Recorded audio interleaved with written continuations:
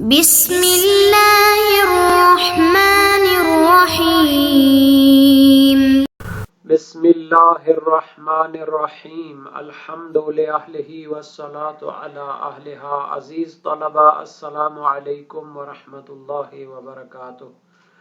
شرح العلوم اول کتاب الصلاۃ درس نمبر 339 میں نماز جمعہ کے وجوب میں امام عادل کی شرط پر گفتگو ہوگی۔ بقیہ واجب اور مستحب نمازوں کو بیان کرتے ہوئے نماز جمعہ کے وجوب میں امام عادل کی شرط پر بحث ہونے والی ہے۔ زمانہ حضور ائمہ علیہم السلام میں وجوب جمعہ کی بحث، زمانہ غیبت ائمہ میں وجوب جمعہ کا مسئلہ، شہید اول کی عبارات سے اقتباس کیا جائے گا اس مسئلے میں، اور مذکورہ مسئلہ میں دوسری فقہی رائے کو بھی ذکر کیا جائے گا۔ ترتیب کے مطابق سب سے پہلے عبارت کو دیکھتے ہیں۔ فرمایا وَلَا تَنْعَقِدُ الْجُمْعَةُ إِلَّا بِالْإِمَامِ الْعَادِلِ عَلَيْهِ السَّلَامُ أَوْ نَائِبِهِ خُصُوصًا أَوْ عُمُومًا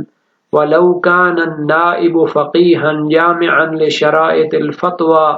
مَعَ إِمْكَانِ الْاجْتِمَاعِ فِي الْغَيْبَةِ۔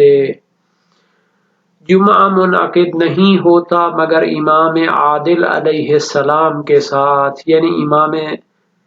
معصوم جب موجود ہوں تو پھر جمعہ کو منعقد کرنے کا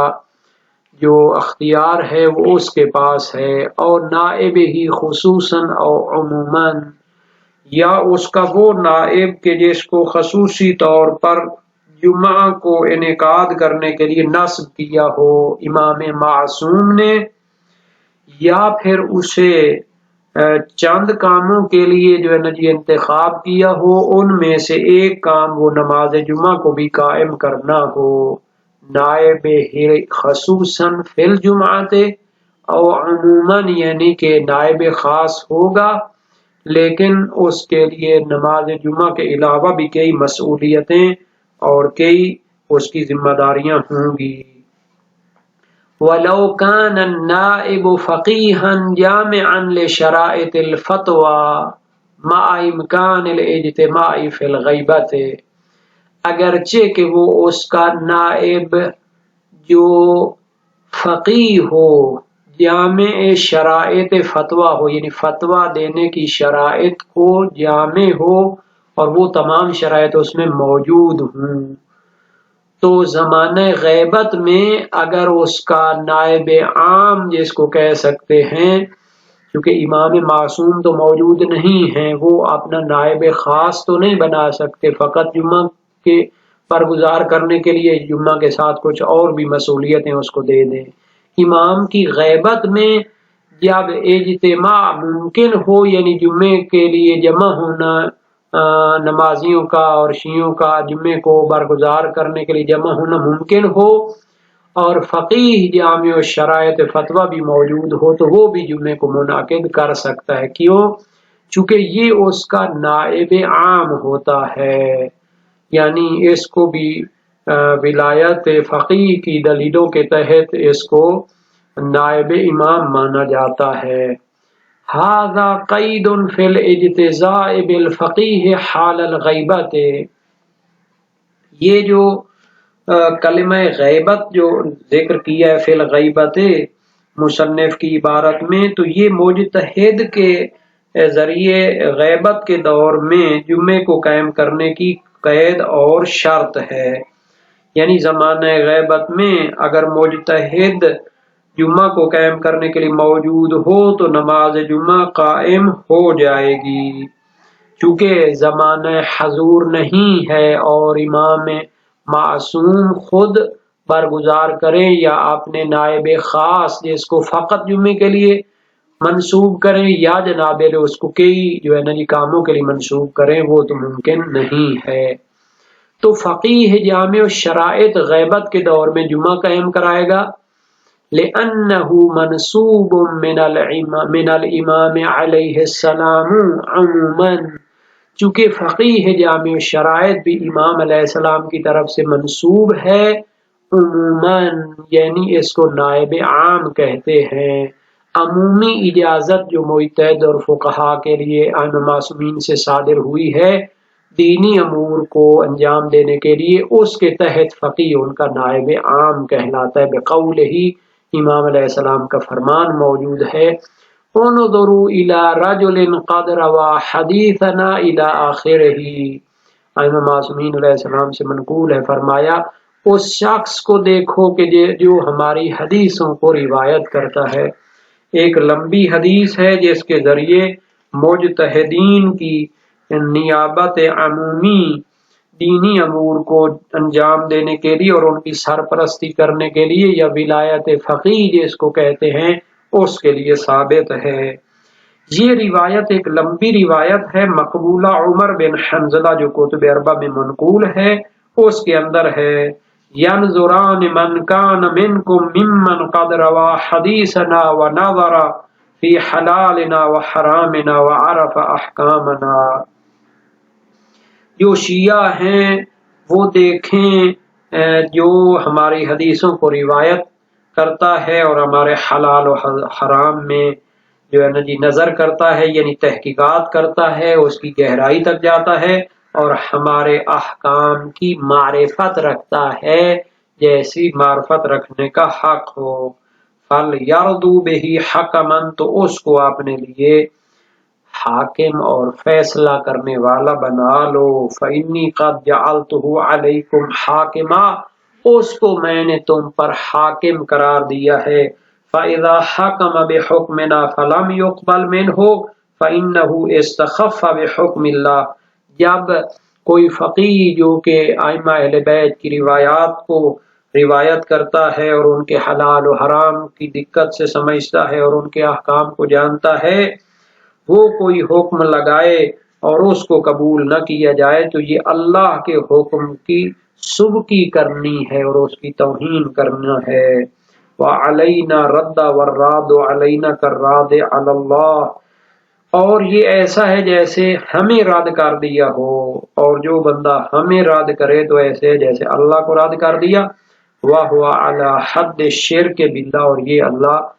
کی بارگاہ میں شرک کے برابر ہے، چونکہ یہ سارا سلسلہ اسباب اور مسببات کے تحت چل رہا ہے۔ اللہ کی جو دین اور اسلام کو سمجھایا اور پہنچایا ہے وہ نبی نے پہنچایا، خود اللہ تو نہیں آتا، اور نبی کی بات کو ان کے جانے کے بعد ان کے جانشینوں نے پہنچایا ہے، اور ان کے جانشینوں کی غیبت کے زمانے میں ان کے جو نائبین عام ہیں، فقہا ہیں، وہ ولایت رکھتے ہیں اور وہ دینی کاموں کو، اجتماعی جو کام ہوتے ہیں ان کو قائم کرنے کی ذمہ داری رکھتے ہیں۔ اگر کوئی ان کو توہین کرتا ہے تو یہ سلسلہ پھر آگے جا کر اللہ کے انکار تک پہنچتا ہے۔ یہ بہت ہی نازک مسائل ہیں، اگر انسان ان کو جوش جذبے میں آ کے انکار کرتا ہے تو اس کو پتہ نہیں ہے میں اس عالم کی، علاقے کے پیش نماز کی اور علاقے کے جناب جی اس انسان کی توہین نہیں کر رہا، بلکہ ائمہ معصومین اور پھر انبیاء کرام اور خدا کی توہین تک بات پہنچتی ہے۔ یہ روایت وسائل الشیعہ باب 11 ابواب صفات قاضی میں موجود ہے۔ اس میں انظروا الی رجل نہیں ہے بلکہ ینظران من کان منکم ہے، جیسا کہ شہید ثانی نے یعنی ناقل بالمعنی فرمایا ہے۔ حدیث کو ناقل بالمعنی جائز ہوتی ہے تو مورد کے مطابق اس معنی کو پہنچانے کی کوشش کی۔ وغیرہ ہی، اور بھی روایات ہیں جو فقہا اور علماء شیعہ کی ولایت پر دلالت کرتی ہیں، جیسے مشہور ہے ابی خدیجہ، بہت ہی جلیل القدر شخصیت تھے اپنے دور میں۔ بعثنی ابو عبداللہ علیہ السلام الی اصحابنا، امام صادق علیہ السلام نے مجھے اپنے شیعوں کے پاس بھیجا۔ فقال قل لهم ایاکم اذا وقعت بینکم خصومہ، ان کو کہہ دو جب تم میں کوئی اختلاف جھگڑا پیدا ہوتا ہے، تو پھر ایک لمبی حدیث کا حصہ ہے، ایاکم ان تحاکموا الی احد من الفساق، فاسق اور فاجر لوگوں کے پاس اپنے جھگڑوں کا اور اپنے اختلافات کا فیصلہ نہ لے کر جاؤ۔ اجعلوا بینکم رجلا قد عرف حلالنا وحرامنا اپنے درمیان فیصلہ کرنے کے لیے قاضی اس شخص کو بناؤ جو ہمارے حلال و حرام کو جانتا ہے۔ فَإِنِّي قَدْ جَعَلْتُهُ عَلَيْكُمْ قَاضِيًّا، میں نے اس کو تم پر قاضی مقرر کیا ہے۔ وَإِيَّاكُمْ أَن يُخَاصِمَ بَعْضُكُمْ بَعْضًا إِلَى السُّلْطَانِ الْجَائِرِ، اور بچو اس سے کہ تم ایک دوسرے کے جو جھگڑے ہیں ان کا فیصلہ کرانے کے لیے ظالم اور فاسق اور فاجر کے پاس جاؤ۔ یہ حدیث بھی اسی باب میں ہے، باب 11 باب صفات قاضی۔ جناب علی اگر اس کے مطلب کو سمجھنا ہے تو پھر آپ کو پتہ چلے گا کہ یہ مولوی جو ہوتا ہے فقط فتوے بتانے کے لیے نہیں ہوتا، مسئلے مسائل کا حل بتانے کے لیے نہیں ہوتا۔ اللہ نے ان کو اسی طرح حاکم اور قاضی بنایا ہے جس طرح ایک قاضی جب حکم دیتا ہے تو پھر وہ فیصلہ ریجیکٹ نہیں ہو سکتا، پھر اس پر عمل کرنا ہوتا ہے۔ اگر کسی کی جناب علی مال کا کچھ حصہ کہتا ہے کہ دوسرے کا ہے تو دینا پڑے گا، اگر نکاح طلاق کے مسئلے میں کوئی فیصلہ کرتا ہے تو پھر فیصلہ ہو جائے گا۔ پھر اگر کسی کی بیوی کو اس نے طلاق دی ہے تو پھر وہ اس کی بیوی نہیں رہے گی، اور اگر کسی کے ساتھ اس کا نکاح پڑھایا ہے تو پھر اس کی وہ کیا ہو جائے گی، عزت بن جائے گی۔ یہ چیزیں اس طرح مسئلے مسائل بتانے کی حد تک نہیں ہیں جیسے ہمارے کچھ تحت الحنکی لوگ ان کو سمجھتے ہیں۔ وہ سمجھتے کہ مولوی صاحب تو فقط جناب علی سپیکر کی طرح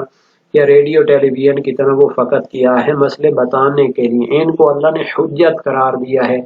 حاکم قرار دیا ہے، قاضی قرار دیا۔ یہ نائبین ائمہ معصومین ہیں، نائبین انبیاء کرام ہیں۔ نبی اکرم اگر کسی کو کسی علاقے میں بھیجتے تھے تو فقط اس کو جنالی ٹیپ ریکارڈر بنا کے نہیں بھیجتے تھے نعوذ باللہ، بلکہ اس کو اپنا نائب بنا کے بھیجتے تھے۔ اس نے فیصلے کرنے ہوتے تھے اور فیصلے لاگو ہوتے تھے۔ یہ نہیں ہوتا تھا کہ جناب عالم صاحب جو بتا رہے ہیں تو پھر ہم اس کو کیا کریں گے، بعد میں جا کے تصدیق کریں گے تب مانیں گے۔ نہیں جناب علی، اس نے جب عادل شخص نے، عالم شخص نے جس نے قرآن و حدیث پڑھا ہوا ہے، جب اس نے شریعت کا مسئلہ بتایا تو پھر وہ کیا ہو جائے گا، لاگو ہو جائے گا۔ غلط صحیح اس کا نہیں دیکھا جائے گا، اختلافات کو نہیں دیکھا جائے گا، کیونکہ جناب علی ہر معاشرے کو چلانے کے لیے پھر اس کے لیے کیا ہوتی ہے، ایک منطق کی ضرورت ہوتی ہے، ایک فہم کی ضرورت ہوتی ہے۔ اللہ تعالی نے اور دین اسلام میں علماء کو ایک مقام حاصل ہے۔ لوگ جو ہے نا جی قرآن و سنت سے فرار کے لیے اور علماء کی جناب بعض اوقات کیا ہے سختی ان کے ساتھ کرتے ہیں، کہتے ہیں کہ جی ان میں اختلاف ہو گیا ہے۔ بھائی معاشرے کو چلانے کے لیے اس کا جو فہم ہے، جو اس کی عدالت کے ساتھ ہے، اس کی شرافت کے ساتھ ہے، یا تو یہ کہا جائے کہ ان میں اپنی کوئی جناب علی کیا ہے خواہش نفسانی شامل ہے تو وہ ایک علیحدہ مسئلہ ہے، اس کو پھر شمار ہی نہیں کیا جاتا۔ ورنہ جب ایک عالم اپنی پوری عدالت اور اپنی پوری ذمہ داری کے ساتھ دین کا مسئلہ بتاتا ہے محراب و منبر پہ تو وہ حجت ہوتا ہے، اس کو ریجیکٹ نہیں کیا جا سکتا۔ اختلاف ڈالنا، فتنہ ڈالنا، پھر یہ سب سے بڑا گناہ شمار ہو جاتا ہے۔ یہ دونوں روایات صراحت سے بتاتی ہیں، حالانکہ یہ دو روایت اور بہت زیادہ ہیں، پوری کتابیں لکھی گئی، اردو زبان میں بھی ان کے تراجم ہو چکے۔ علامہ صفدر حسین نجفی صاحب محسن ملت کہلاتے ہیں، انہوں نے اپنی زندگی میں ایک کتاب کا ترجمہ کیا تھا۔ اتنی زیادہ احادیث اور موارد کو انہوں نے جمع کیا، 3-4 جلدوں میں تھی، لیکن وہ پھر کتابیں جو ہے نا متروک ہو جاتی ہیں، ایک مرتبہ چھپتی ہیں پھر دوبارہ اویل بھی نہیں ہوتی، تو ان کو دوبارہ پڑھنا چاہیے۔ اور بھی بہت ساری اس موضوع پر کتابیں آ چکی ہیں۔ ان دونوں روایات سے صراحت کے ساتھ سمجھا جاتا ہے کہ فقیہ کا جو مقام و منصب ہے وہ قضاوت ہے، رفع خصومت ہے، لوگوں کے فیصلے کرنے ہیں۔ پھر یہ نہیں ہے کہ جس کے حق میں ہو وہ مان لے اور جس کے حق میں نہ ہو تو وہ کہے جناب میں نہیں مانتا، نہیں والی بات پھر نہیں ہوتی جناب۔ لیسا تو اس میں جو ہے نا جی کیا ہے بحث کرنی چاہیے کہ جب مولا نے ان کو کیا کیا ہے معاشرے کے جھگڑے نمٹانے کے لیے اور ان کو دین کے مسائل کی ولایت دی ہے تو پھر کیا ہوگا، اس کو یہ جو معصوم علیہ السلام نے اپنے دور میں کام انجام دینے تھے ان کو اس نے زندہ کرنا ہے۔ معصوم کے غائب ہونے کا یہ معنی نہیں کہ دین بھی غائب کر دے جناب، چونکہ معصوم نے جاتے ہوئے اپنے نائبین خاص اور عام کو معین کیا ہوا ہے فقہا کی طرف۔ بہت زیادہ یہ چیزیں ائمہ کے دور میں بھی یہی نظام تھا اور اس کے بعد بھی یہ نظام چلنا ہے، دین کا انکار نہیں ہو سکتا جناب۔ والحاصل انه مع حضور الامام علیہ السلام لا تنعقد الجمعة الا به او بنائبه الخاص وهو المنسوب للجمعة او لما هو اعم منه وبدونه تسقط وهو موضع وفاق۔ نتیجہ یہ نکلا کہ ائمہ معصومین کے حضور اور ان کے جناب موجودگی میں جمعہ پھر مرکز امام سے منعقد ہوگا، یعنی جمعہ منعقد نہیں ہوگا مگر امام علیہ السلام کے ساتھ، او بنائب الخاص، یا امام علیہ السلام جس کو اپنا نائب خاص بنائیں گے۔ نائب خاص دو قسم کے ہیں، یا تو فقط اس کو جمعہ پڑھانے کے لیے منسوب کریں گے یا اس کو پھر منسوب کریں گے جمعہ اور دوسری ذمہ داریاں دینی جو ہیں علاقے کے باقی مسائل کو حل کرنے کے لیے، تو یہ ہوتا ہے نائب خاص۔ اس دور میں ائمہ معصومین کے دور میں تو پھر ان کا ایک سلسلہ وکالت تھا اور سلسلہ نیابت تھا، اس کے اندر ہی یہ ہوگا۔ وبدون ہی تسقط، تو اگر امام علیہ السلام بھی نہ ہوں اور نائبین بھی جناب علی وہ مقرر نہ ہوں تو پھر اس کے بغیر جمعہ ساقط ہو جاتا ہے۔ وہو موضع وفاق، اور یہ اتفاق ہے تمام علماء شیعہ کا، یعنی امام علیہ السلام کے حضور اور ان کی موجودگی میں ان کی طرف سے جو سلسلہ قائم ہوگا اس کے اندر جمعہ ہوگا۔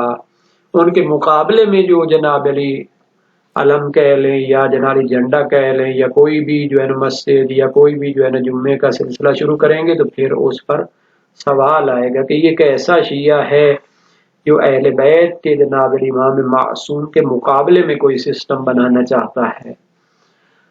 وَأَمَّا فِي حَالِ الْغَيْبَةِ كَهَذَا الزَّمَانِ فَقَدْ اخْتَلَفَ الْأَصْحَابُ فِي وُجُوبِ الْجُمْعَةِ وَتَحْرِيمِهَا۔ غیبت کے دور میں جب امام معصوم غیب ہیں، حاضر نہیں ہیں اس طرح جیسے اپنی وہ زندگی میں ہوتے تھے اور لوگ ان سے ملتے تھے اور سارا سلسلہ ہوتا تھا، جیسے ہمارا زمانہ ہے، امام زمانہ تو غائب ہیں۔ اس میں علماء شیعہ کا اختلاف ہے، آیا جمعہ واجب ہے یا حرام ہے، یعنی اس میں اتنا زیادہ اختلاف ہے کہ کچھ لوگ